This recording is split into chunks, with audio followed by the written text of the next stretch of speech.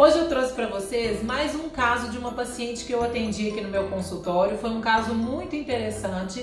Ela fez a cirurgia de lipoaspiração, estava evoluindo tudo muito bem, mas eu vou mostrar para vocês o que aconteceu com essa paciente 5 meses depois da cirurgia dela e o porquê aconteceu tudo isso. Eu achei importante trazer esse caso para você que vai fazer cirurgia plástica ou então que já fez, para entender o que pode acontecer num período longo aí de tempo depois da cirurgia, para que isso não afete o seu resultado final. Então, se você quiser entender tudo o que aconteceu com essa paciente, por que ela ficou com o abdômen desse jeito, não deixe de assistir esse vídeo.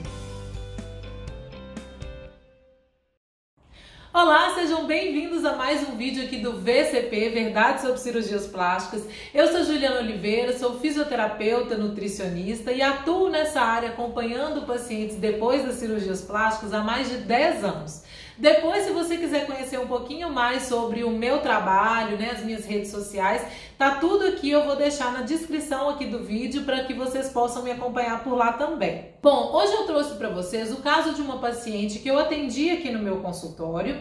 Na verdade, essa paciente, ela fez uma cirurgia de lipoaspiração e o pós-operatório dela estava ocorrendo muito bem, as coisas estavam bem controladas. Com 1 mês de pós-operatório, essa paciente ela teve alta porque ela não apresentava nenhum tipo de fibrose, ela já estava com a movimentação toda normal, não estava tendo queixa nenhuma, então ela recebeu alta muito bem. Passados 5 meses da cirurgia dela, 5 meses depois do pós-operatório, essa paciente me procurou desesperada porque o abdômen dela estava muito estranho, segundo ela. Ela falou que o abdômen dela estava duro, estava rígido, parecendo que estava com muitas fibroses.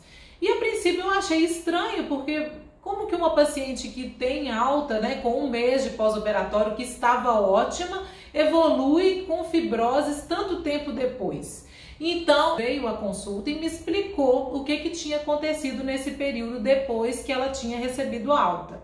Ela me falou que ficou preocupada com o resultado da cirurgia dela, que ela ficou com medo de ganhar peso, de engordar depois da cirurgia e quis fazer alguma coisa para manter o resultado. Então, que ela havia procurado uma clínica de estética e lá então eles sugeriram um pacote de sessões, de tratamentos diversos que envolviam massagens redutoras, modeladoras, alguns aparelhos estéticos, alguns que ela nem soube me explicar muito bem quais eram. E ela começou, então, ela fechou um pacote de 10 sessões e foi fazer o tratamento lá na clínica. Segundo ela reparou que ao longo das sessões, nas primeiras sessões, ela notou que o abdômen dela ficava rígido depois que ela fazia, as manipulações, os aparelhos, mas ela não achou que aquilo fosse nada importante, continuou fazendo e que no final já das sessões, lá para a 8ª, 9ª sessão, ela começou a notar que o abdômen dela estava ficando cada vez mais rígido e começou a ficar muito inchado no final do dia. Ela começou a reparar que todo dia à noite ela estava com um inchaço muito grande ali na região. E depois que ela finalizou o tratamento das 10 sessões, aproximadamente 15, 20 dias depois, o abdômen dela ficou desse jeito aí que vocês estão vendo. E ela me ligou então muito preocupada porque ela queria ver o que estava acontecendo, o que ela poderia fazer, porque estava satisfeita com aquele resultado. E então ela veio ao meu consultório novamente, nós avaliamos e vimos que havia realmente formação de fibroses, aderências na região que precisavam ser tratadas. Então, gente, veja bem a situação. Eu fui entender melhor como que era a técnica que as profissionais estavam fazendo nela e ela me falou que eram massagens muito dolorosas, muito fortes, agressivas, no intuito mesmo de modelar o corpo, de quebrar a gordura, enfim. E que acabou resultando nesse aspecto final da pele.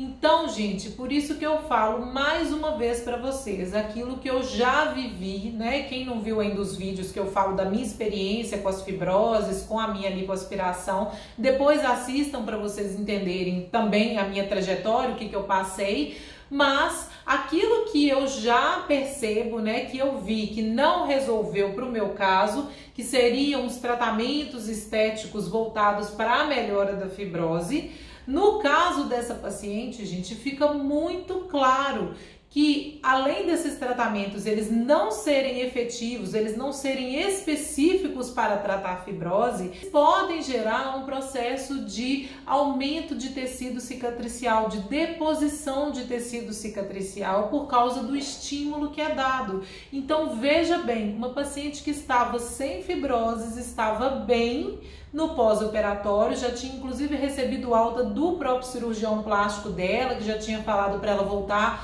a fazer atividade física normalmente, fazer tudo normalmente, estava ótima, foi fazer os tratamentos estéticos, né, agressivos, e ficou com o abdômen dessa forma. Então, por isso que eu falo para vocês, gente, tem que ter muito cuidado. Depois que você faz uma cirurgia plástica, a gente tem que entender que o organismo ele passa por um processo de recuperação e esse processo ele não é rápido. Então, a gente tem que respeitar as fases da cicatrização para evitar que esse tipo de coisa aconteça. Então, por exemplo, depois que a gente faz a cirurgia plástica, nós vamos ter todo o processo de fase cicatricial, que entra ali a fase de coagulação, fase inflamatória, fase proliferativa e a fase de remodelação. E na literatura essa fase de remodelação, gente, ela pode durar de 1 ano até 2 anos depois da cirurgia. Então, depois que você acaba de fazer as sessões no pós-operatório, tem que ter muito cuidado com o estímulo que vai ser dado ali nesse período. De até 1 ano depois da cirurgia, a gente tem que ter cuidado para que nenhum estímulo que seja dado possa fazer esse excesso de deposição de tecido cicatricial. Então, por exemplo, vou dar outro exemplo para vocês que às vezes é comum na nossa prática clínica. Os pacientes, eles fazem a lipoaspiração e às vezes ficam ali com um pouquinho de pele, uma flacidezinha, porque afinal de contas a pele que estava sendo sustentada pela gordura, a gordura foi retirada e ali a pele ela fica ali um tempo um pouco meio que solta, né? Meio que sem sustentação. Alguns pacientes que já têm flacidez de pele antes mesmo da cirurgia, isso acaba ficando um pouquinho mais evidente depois e realmente querem fazer tratamentos para isso. E existem hoje vários tratamentos interessantes. Nós temos aparelhos de radiofrequência que são muito tecnológicos hoje em dia, que trazem resultados muito eficientes, mas é o que eu sempre falo, você deve fazer o tratamento com um profissional que seja experiente no assunto em pós-operatório. Por quê? Porque se você faz um estímulo ali muito grande e há uma deposição de tecido cicatricial, esse profissional ele está observando o que está acontecendo. Então, em alguns casos, alguns pacientes eles querem fazer o tratamento de flacidez, às vezes a gente inicia esse tratamento, mas eu estou o tempo inteiro reparando e avaliando para ver como está sendo a resposta do organismo em relação, por exemplo, a essa deposição de tecido, a formação de fibrose. Então, se eu percebo que está havendo uma deposição de tecido excessiva, nós temos que parar, não é a hora de fazer aquele tratamento agora, temos que esperar um tempo maior, esse tempo dessa fase de remodelação passar, para poder fazer então um tratamento que não vá atrapalhar o restante todo, entendem? Eu falo isso muito com as minhas alunas lá na pós-graduação, para que elas tenham esse cuidado em acompanhar o paciente, em ver se mesmo depois de um tempo grande de cirurgia, o tratamento, a conduta que está ali sendo proposta, vamos supor, para tratar uma flacidez de pele mesmo, não está estimulando mais processo de deposição cicatricial. Então essa avaliação ela tem que ser feita constantemente para evitar esse tipo de problema que aconteceu com essa paciente. Eu achei super importante trazer esse caso para vocês, para entender bem isso. O que eu sempre falo, os pacientes sempre me perguntam, mas o que eu vou fazer então para poder manter meu resultado? Eu tenho medo de perder, eu tenho medo de engordar. Gente, a melhor coisa a se fazer é, sem dúvida nenhuma, a alimentação, né? Hoje em dia os meus pacientes, eles já recebem alta com um plano alimentar voltado para o que eles querem. Por exemplo, eu quero manter meu peso, então já tem toda ali uma alimentação própria para isso. Eu quero ganhar massa muscular, então nós vamos ter um plano para ganho de massa, de forma que você não ganhe gordura, que você não engorde, porque tem muitas pessoas que reclamam disso. Então já sai com esse planejamento todo. e atividade física, gente. Se você quiser ainda fazer algum tratamento, né? Eu gosto de fazer massagem, eu gostaria de fazer alguma coisa, então continue fazendo a drenagem linfática, porque a drenagem linfática ela não vai prejudicar em nenhum sentido, né? Nessa fase de remodelação. É claro, gente, que a drenagem linfática é feita da forma correta, como eu já falei aqui várias vezes, já fiz vídeo sobre isso. Drenagem linfática não gera dor, não tem movimentos rápidos envolvidos, né? É uma massagem que é leve, é superficial, ela é prazerosa, essa sim vai trazer benefícios para você. Eu até, inclusive, também explico para os pacientes até a roupa que eles vão utilizar. É importante nessa fase de remodelação, porque se a roupa aperta muito ali a região, pode fazer degradação tecidual, como acontece com a cinta, com o uso da cinta não apropriado depois da cirurgia, como eu já mostrei aqui em outros vídeos para vocês.